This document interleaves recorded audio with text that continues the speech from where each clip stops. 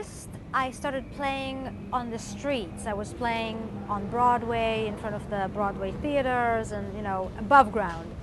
And then winter came, rain, wind. So that's when I first ventured down into the subway.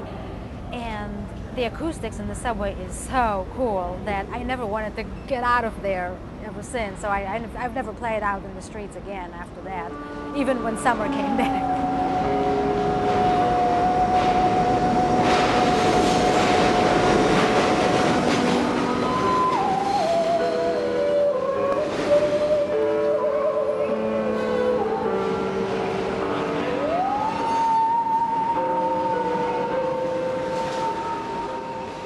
The musical saw is basically a folk instrument, which means that you cannot go to school for it. You figure it out on your own.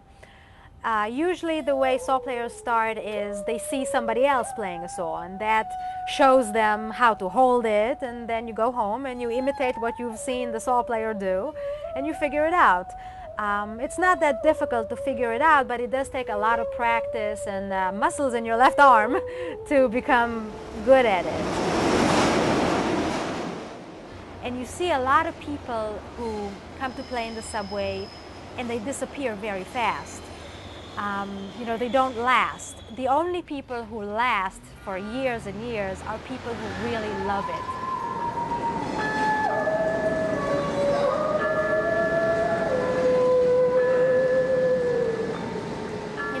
You have to deal with a lot of different things, not just with the police who doesn't want you to be there, but also with different types of people. And with the fact that you're not on stage, you don't have a spotlight on you. People are hurrying by, going with their business. So, you have to be really good to make them stop, and listen. So you have to love this whole atmosphere and everything that has to do with it. And I really love the people.